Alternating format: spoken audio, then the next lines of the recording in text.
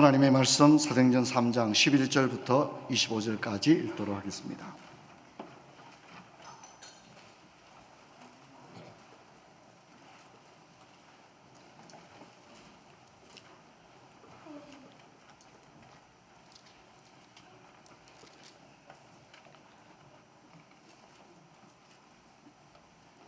나은 사람이 베드로와 요한을 붙잡으니 모든 백성이 크게 놀라며 달려나가 솔로몬의 행각이라 불리는 행각에 모이거늘 베드로가 이것을 보고 백성에게 말하되 이스라엘 사람들아 이 일을 왜 놀랍게 여기느냐? 우리 개인의 권능과 경건으로 이 사람을 걷게 한 것처럼 왜 우리를 주목하느냐?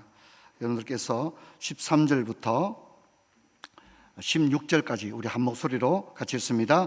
아브라함과 이삭과 야곱의 하나님 곧 우리 조상의 하나님이 그의 종 예수를 영화롭게 하셨느니라. 너희가 그를 넘겨주고 빌라도가 놓아주기를 결의한 것을 너희가 그 앞에서 거부하였으니 너희가 거룩하고 의로운 일을 거부하고 도리어 살인한 사람을 놓아주기를 구하여 생명의 주를 죽였도다. 그러나 하나님이 죽은 자 가운데서 그를 살리셨으니 우리가 이 일의 정인이로다. 그 이름을 믿음으로 그 이름이 너희를 보고 아는 이 사람을 성하게 하였나니 예수로 말미암아 난 믿음이 너희 모든 사람 앞에서 이같이 낫게 하였느니라. 아멘. 형제들아 너희가 알지 못하여서 그리하였으며 너희 관리들도 그리한 줄 아노라.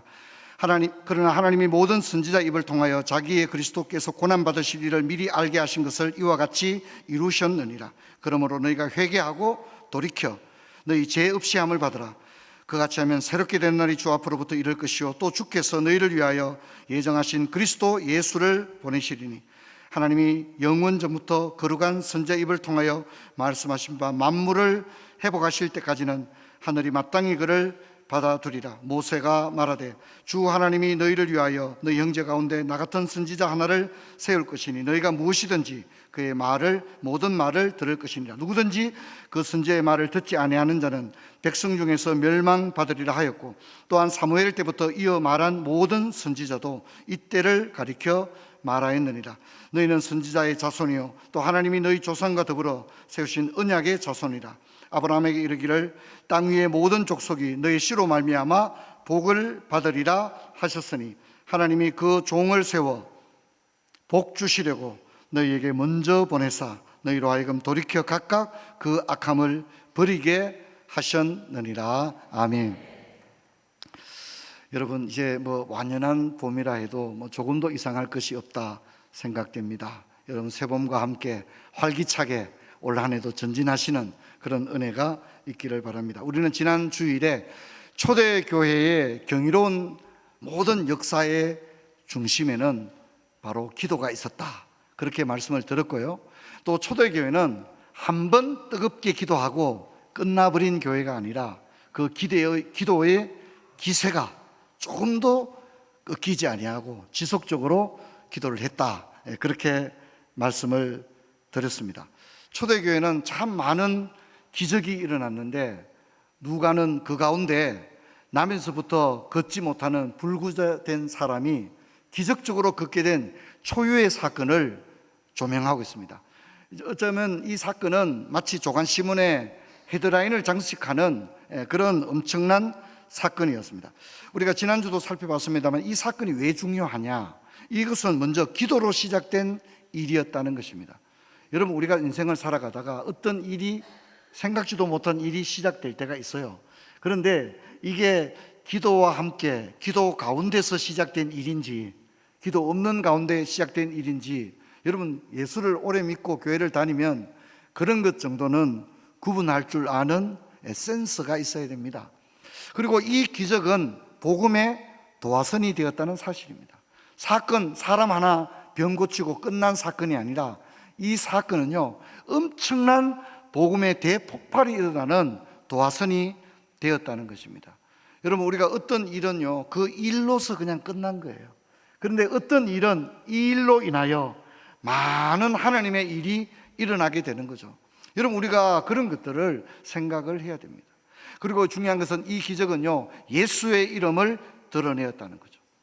예수를 조명하는 그런 계기가 되었다는 겁니다. 여러분, 저는 이 사건은 예수를 오래 믿은 사람이라면 자신에게 일어나는 시시각각으로 일어나는 집안의 대소사의 일들, 사업하다가 생기는 일들, 여러 가지 많은 일들을 그냥 이런 일 일어났다, 병 다 나았다, 퇴원했다, 그냥 간단히 그래 끝낼 일이 아니고 이 사건이 내 인생에 어떤 의미냐를 생각하기에 이 본문은 많은 관찰할 수 있는 기회를 주고 있습니다. 여러분, 자, 우리 성경을 한번 볼 텐데요. 여러분, 3장과 4장에 병 나은 사건이 말은 안 합니다. 제가 병이 나았습니다, 너무 기쁩니다, 이런 얘기가 안 나와요. 이 사람의 어떤 멘트도 나오지 않습니다. 근데 중요한 것은 이 사람이 계속 나옵니다. 3장과 4장에 걸쳐서 이 사람이 곳곳에서 계속 마치 그 영화의 카메오처럼 계속해서 이 사람이 등장을 하고 있는데, 왜냐하면 이 사람은 무슨 말을 안 해도 돼요. 이 사람의 존재 자체가 이미 기적의 증인인 줄로 믿습니다. 이 사람이 이미 메시지를 가지고 있는 거예요. 병이 나았기 때문에. 그래서 이 사람을 사람들이 보는 것만으로도 하나님의 교훈을, 하나님의 살아계심을 고백할 수밖에 없는 그런 존재였습니다. 여러분, 우리가 한번 보도록 하겠습니다. 3장 2절에 보면 나면서 못 걷게 된 사람이 나오죠. 이 사람은 못 걸으니까 사람들이 메어다가 미문 앞에 두고 구걸을 하게 하는 겁니다. 그래서 사람들이 이 사람 안 본 사람이 없는 거예요. 예측에 달성공원에 기다리 아저씨가 계셨잖아요. 다 사람들이 기억하죠. 달성공원 생각하면 기다리 아저씨 생각을 하잖아요. 그런 것처럼 사람들이 이 사람 모르는 사람이 없단 말입니다. 그런데 이 사람이 걷고 뛰고 찬양하고 그랬으니 얼마나 놀랐습니까? 3장 3절에도 보면 그가 베드로와 요한이 성전에 들어가며 하나님을 보고 구걸했다. 3장 8절은 이제 나왔죠. 뛰어서서 걸으며 그들과 함께 성전에 들어가며 걷기도 하고 뛰기도 하고 하나님을 찬양했다. 그렇게 이야기를 합니다. 그리고 3장 11절을 보면 이 나은 사람이 베드로와 요한을 꼭 붙들고 있는 거예요. 또 다시 못 걸을까 봐. 이 베드로와 요한을 그냥 놔주지 않으려고 하는 거예요. 베드로와 요한을 딱 붙들고 옷을 붙들고 안 놔주는 거예요. 이해되겠죠? 그런 모습입니다. 이제 4장에 넘어가도 이 사람 계속 나옵니다. 또 병 나은 사람이 그들과 함께 서 있는 걸 보고, 베드로가 설교할 때 옆에 누가 서 있었다고요? 이 사람이 옆에 서 있는 거예요. 계속 이 사람을, 카메라가 계속 이 사람을 비춰주는 거예요. 그리고 이 표적으로 병 나은 사람은 나이가 40여세나 되었더라. 그렇게 이야기합니다. 여러분, 저는 이런 생각을 해봤습니다. 베드로의 설교보다 이 사람이 서 있는 것 자체가 더 효과가 있었다는 겁니다. 베드로가 설교를 너무 잘해서 사람이 돌아왔다기보다는 베드로가 설교할 때 옆에 누가 서 있었다고요? 이 사람이 서 있는 거예요. 설교는 부정해도 이 사람의 치유 사역은 부정할 수가 없는 거죠. 이 사람이 서 있으니까. 그러면 어쩌면요, 이 베드로의 설교보다 이 사람이 서 있는 것만으로도 복음의 강력한 변증과 설득이 되었다는 것입니다. 여러분, 사람들은 어땠을까요? 귀로는 베드로의 설교를 듣고 눈으로는 베드로 옆에 서 있는 누구를 보는 거예요? 이 아저씨를 보고 있는 거예요. 야, 저 아저씨 진짜 어떻게 저렇게 걸을 수 있지? 그렇게 보고 있는 거죠. 눈으로는 베드로의 설교를 들으면서, 귀로는 베드로의 설교를 들으면서 눈으로는 이 사람을 보고 있습니다. 여러분, 그래서 저는 이제 이런 것을 생각해 봤습니다. 어떤 인생은요, 그 존재 자체가 복음입니다. 그 사람 자체가 그냥 복음 그 자체인 거예요. 저는 이 사람이 그랬다고 생각합니다. 걷지 못하던 사람이 뛰고 걷고 성전에 들어가 막 하나님을 찬양하는데, 그 찬양이 찬양 부르기 싫어서 부르는 찬양이겠습니까? 얼마나 격정에 차서 찬양을 했을까요? 그것을 보는 것만으로도 엄청났습니다. 우리 한번 저 글을 같이 한번 읽어볼까요? 시작. 어떤 인생은 그 사람 존재 자체가 복음이다. 여러분, 저와 여러분도 그렇게 되기를 축원합니다. 그렇게 되기를 바랍니다. 여러분, 우리가 이제 종종 산 증인이다 이런 말 하잖아요. 이 사람은 우리나라 독립운동의 산 증인이다 이런 얘기하고, 또 어떤 사람은 한국 스포츠의 산 증인이다. 뭔 얘기죠? 그 사람 자체가 역사라는 뜻이죠. 그 사람 빼놓고는 설명을 못하고 그 사람 스토리를 이야기하는 것만으로도 뭡니까? 그냥 그게 역사고, 그래서 우리가 그런 사람을 산 증인이다. 정말 이 말이야말로 오늘 이 사람을 가장 잘 설명해 줄 수 있는 키워드가 아닌가 생각합니다. 저는 모든 그리스도인들은 복음의 산 증인이 되기를 축원합니다. 모든 사람은 이 사람을 볼 때 뭐 잘 모르겠지만 진짜 하나님이 계신 것 같아. 이 사람을 보니까 진짜 하나님이 살아계시는 것 같아. 여러분, 그 사람이 복음의 산 증인입니다. 여러분, 저와 여러분의 인생 자체가 산 증인이 되기를 축원합니다. 그런 은혜가 있기를 바랍니다. 교회도 마찬가지입니다. 여기 성서 지역에, 우리 지역에 사는 분들은 우리 교회가 2000년도에 성도들 10명도 제대로 못 모이는 진짜 아주 작은 교회였다는 것을 다 압니다. 여기 아파트가 입주할 때 우리 교회도 2000년도에 시작을 했거든요. 그러니까 우리 교회를 다 압니다. 야, 저 교회 진짜 사람 몇 명 없었는데, 저 교회 진짜 사람 몇 명 없었는데. 제가 2000년도에 교회를 여기로 옮겨와서 새벽마다 기도하면서 제가 그런 기도를 했어요. 하나님, 우리 교회도 권사님 좀 한 명 좀 있으면 좋겠습니다. 우리 교회도 권사님 한 명 제가 권사님에 대한 부심이 좀 있거든요. 그 지금 우리 권사님이, 시무 권사님이 100명이 넘습니다. 제가 진짜 그때는 우리 교회도 지금 권사님 좀 한 명 있으면 좋겠다.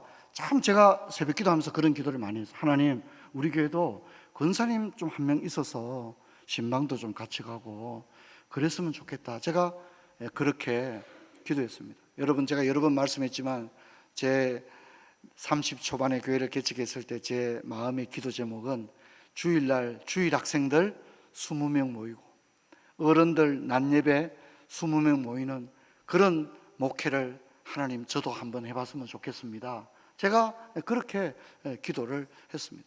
여러분, 우리 이 지역에 사는 분들은 우리 교회가 진짜 상가에서 힘없고 작은 교회, 이 지역에서 가장 미약한 교회였습니다. 사람들이 다 알죠. 그리고 이 무당집을 사서 예배당을 짓는 걸 사람들이 어떻게 해요? 다 본 거죠. 저는 그런 의미에서 지난 30년 역사에 이 대구 지역에서 우리 푸른 초장교회도 또 하나의 복음의 산 증인이었던 교회인 줄로 믿습니다. 저는 그런 마음을 가지라고 생각합니다. 우리 교회가 구석에 뭐 보이지도 않는 교회가 아니고 대로변에 잘 보이지 않습니까? 잘 보이지 않습니까? 여기에 우리 예배당이 들어서고 또 교회가 아름답게 성장하는 것 자체가 복음의 메시지를 가지고 있는 것입니다. 여러분, 오늘 우리가 또 주목할 것은 베드로와 요한의 태도입니다. 사람들은 베드로를 주목합니다. 그렇죠. 뭐 어떤 일이 있으면 사람들은 야, 누가 이번에 금메달 땄냐, 그 사람 어떤 사람이냐, 그 사람에게 대해서 주목을 하거든요. 일약 스타가 되고 모든 국민들의 관심이 야, 저 사람 이번에 금메달 딴 사람, 저 사람 어떤 사람이냐, 거기에 관심이 있거든요. 역시나 이 사건이 있을 때 사람들은 베드로를 주목하게 되었습니다. 여러분, 베드로는 오순절 설교를 통해서 이미 알려졌는데 이제는 설교 때문이 아니라 병 낫는 기적 때문에 베드로를 주목하게 되었습니다. 자, 그때 베드로가 이렇게 말합니다. 사도행전 3장 12절에 베드로가 이것을 보고 백성이 말하되 이스라엘 사람들아, 왜 이 일을 놀랍게 여기느냐? 우리 개인의 능력과 경건으로 이 사람을 걷게 한 것처럼 왜 우리를 주목하느냐?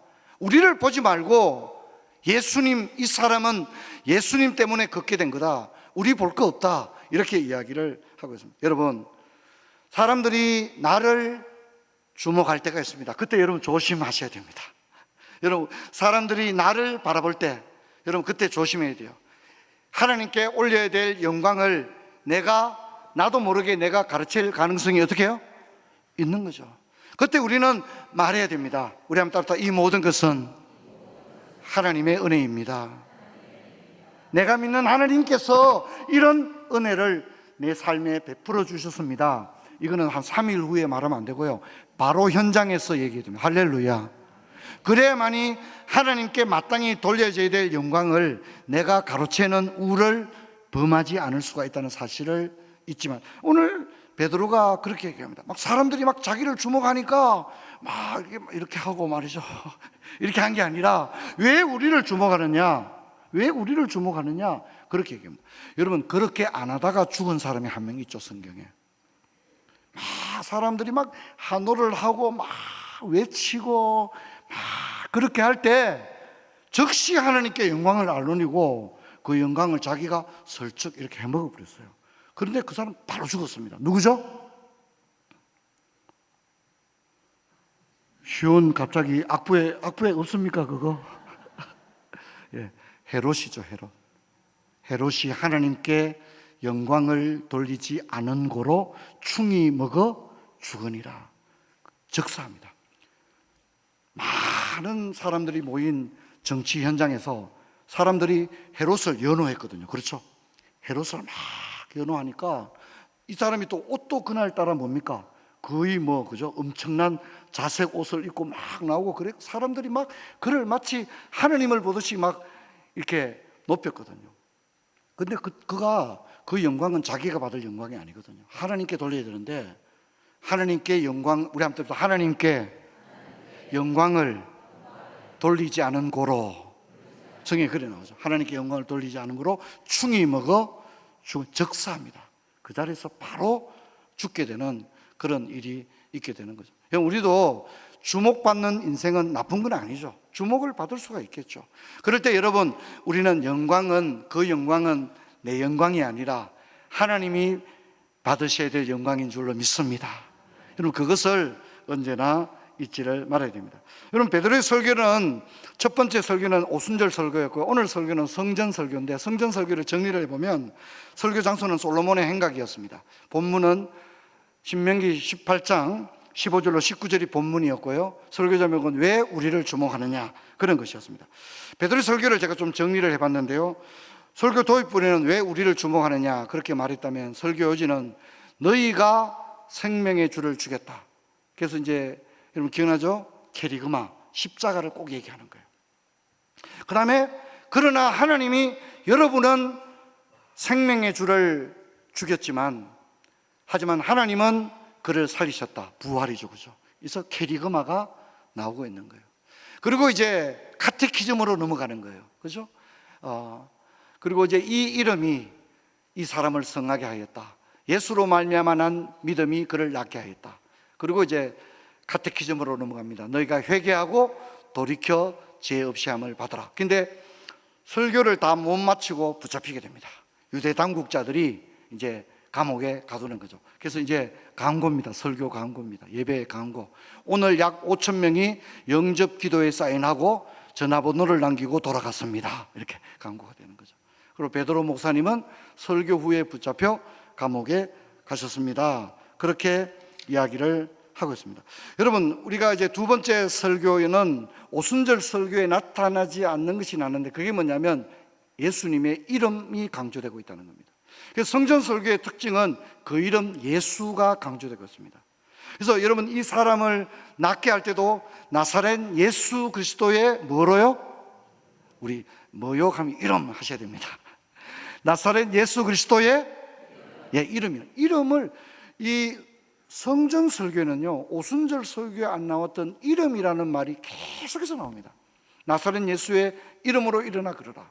자, 그러면 이 사람이 낫게 된 것도 뭐라고 말하죠? 그 이름을 믿음으로 그 이름이 이 사람을 성하게 하였다. 그렇게 이야기를 합니다. 자, 이렇게 하니까 이제 유대 당국자들이 막 이제 신문을 합니다. 신문을 하는데도 또 이름이 나옵니다. 이름을 언급을 하는 걸 볼 수 있습니다. 너희가 무슨 권세와 누구의 뭐죠? 이름을 얘기해요. 누구의 이름으로 일을 하느냐. 유대 당국자들도 이름을 자꾸 언급합니다. 누구 이름으로 이런 일을 하느냐.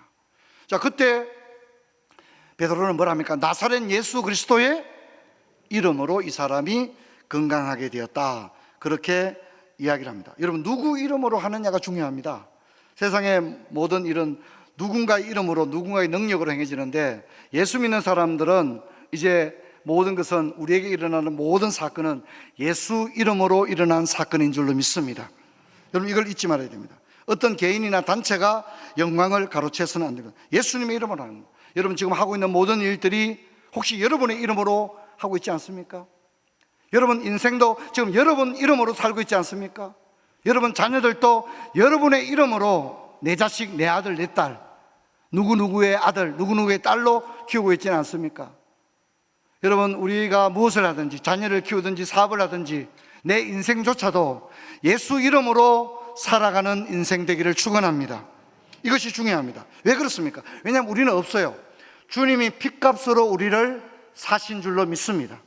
주님이 핏값을 지불하고 우리를 사서, 교회도 핏값으로 사신 교회라고 그렇게 얘기하잖아요. 핏값을 지불하고 우리를 사셨기 때문에 우리 게 아니에요. 우리 다 주님의 거예요. 그렇기 때문에 기도도 주님의 이름으로 기도하고, 우리가 무엇을 하든지 예수 이름으로 하는 것입니다. 이것이 복음의 기초입니다. 심지어 요한복음 1장 12절을 보면 영접하는 자 곧 그 이름을 믿는 자에게는 하나님의 자녀가 되는 권세를 주었다 그랬습니다. 여러분, 베드로는 사도행전 4장 12절에서 다른 이로서는 구원을 얻을 수 없나니 천하 만민 중에 구원 얻을 만한 뭐가 나오죠? 다른 이름을 우리에게 주신이다. 그 이름 예수. 우리 한번 다 그 이름 예수. 놀라운 이름 예수.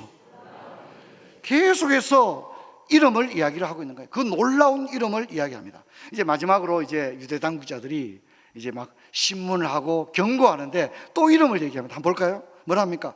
그들이 불러 경고하되 도무지 뭐라고 하죠? 예수 이름 사용하지 마라. 그렇게. 뭡니까? 예수, 모든 것은 뭐로 일어나더라고요? 예수 이름으로 일어나니까 예수 이름 사용하지 마라. 그렇게 얘기하는 거예요. 자, 이제 그리고 이제 이들이 풀려나서 기도회를 하는데요. 기도를 하는데 뭐라 합니까? 거룩한 종 예수의 이름으로 모든 것이 이루어지게 하옵소서. 이제 초대교회는 아는 거예요. 자기들의 모든 능력과 생명과 권능과 이 모든 것은 누구 이름으로 일어난다고요? 비밀을 알게 된 거예요. 예수 이름을. 이제 사실상 초대교회는요, 예수 이름만 있으면 두려울 게 없어요. 하지만 예수 이름 아니고는 뭡니까? 아무것도 할 수 없는 거죠. 예수 이름의 중요성을 알게 되었습니다. 여러분, 우리는 지난주에 기도라는 것이 중요하다는 것을 발견했다면 오늘은 예수 이름이 이토록 중요하다는 걸 알게 되었고, 마귀는요 예수 이름을 가장 싫어합니다. 그리고 예수 이름을 가장 두려워합니다. 그리고 세상 사람들은 예수 이름을 가지고 있지를 않습니다. 상관이 없으니까. 하지만 우리는 예수님과 상관이 있어요. 왜냐하면 예수님이 핏값으로 우리를 사셨기 때문에 우리가 주님을 주라고 부르는 거죠. 여러분, 우리가 이 험한 세상 살아갈 때 우리에게는 예수 이름이 있는 줄로 믿습니다. 그래서 이 이름이 있기 때문에 두려워하지 말고 담대함으로 나가는 부초의 모든 성도들 되시기를 주의 이름으로 축원합니다. 자리에서 일어나겠습니다. 아버지, 감사합니다. 초대교회는 오로지 기도했고 또한 예수 이름으로는 놀라운 기적이 일어남을 알게 되었습니다. 유대 당국자들도 이걸 알았기에 예수 이름을 사용하지 말라고 경고했습니다. 하지만 초대교회는 오직 어디를 가든지 예수 이름으로 권능을 행했고 예수 이름으로 기도했고 예수 이름으로 승리했습니다. 아버지, 저들도 이 험한 세상 살아가는 날 동안에 예수 이름으로 승리하는 저희들 되게 하여 주옵소서. 주 예수 그리스도 이름으로 기도하옵나이다. 아멘.